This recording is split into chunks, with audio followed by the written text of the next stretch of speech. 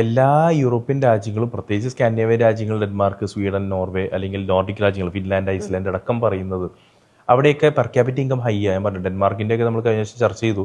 Almost $70,000 അവിടുത്തെ per capita income എന്ന് പറയുന്നത്. ആൾക്കാർ കുറവാണ്, GDP കുറവാണ്, അതുകൊണ്ട് വെൽത്ത് ഉണ്ട് രാജ്യത്തിന്. വെൽത്ത് ഒരു രാജ്യത്തിന് വെൽത്ത് ഉണ്ടാവുമ്പോഴാണല്ലോ അതിന് സിറ്റിസൺസിന് ബെനിഫിറ്റ്സ് കൊടുക്കാൻ പറ്റുന്നത്.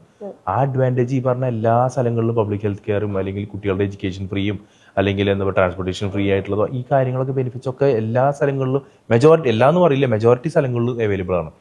സ്വീഡന്റെ പ്രയോറിറ്റി കിട്ടാൻ കാരണം പലപ്പോഴും അതിനപ്പുറത്തേക്ക് ഒരു കാര്യമുണ്ട്. സ്കാൻഡിനേവിയൻ രാജ്യങ്ങളുടെ ഒരു അഡ്വാൻറ്റേജ് ഉണ്ട്. ഞാൻ പറഞ്ഞ ആ രാജ്യങ്ങൾ കഴിവതും പിള്ളേര് വന്ന് നശിക്കാൻ പോണില്ല എന്ന് പറയുന്ന ഒരു റീസൺ ഉണ്ട്. ഡെൻമാർക്ക്, സ്വീഡൻ, ഫിൻലാൻഡ്, നോർവേ ഈ പറഞ്ഞ സ്ഥലങ്ങളുടെയൊക്കെ ആപ്ലിക്കേഷൻ പീരീഡ് എന്ന് പറയുന്നത് ഏകദേശം ജാനുവരി ഫെബ്രുവരിക്ക് ആകുമ്പോഴേക്കും തീരും. ഫിൻലാൻഡ് ആണെങ്കിൽ ജാനുവരിയിൽ തീരും, നോർവേക്ക് ആണെങ്കിൽ ഡിസംബറിൽ തീരും, അതായത് അടുത്ത സെപ്റ്റംബർ ഇൻടേക്കിന്റെ. അപ്പോൾ അതുകൊണ്ട് തന്നെ ഇപ്പോൾ ഈ ജൂലൈയിൽ പാസ് ഔട്ട് ആയ കുട്ടിയെ സംബന്ധിച്ചിടത്തോളം അതിന് ഏപ്രിലിൽ പാസ് ഔട്ടായി ജൂലൈ ഓഗസ്റ്റ് സർട്ടിഫിക്കറ്റ് കിട്ടുക, അവന് ഒരിക്കലും സ്കാൻഡിനേവിയൻ രാജ്യങ്ങൾ എടുക്കാൻ പറ്റില്ല.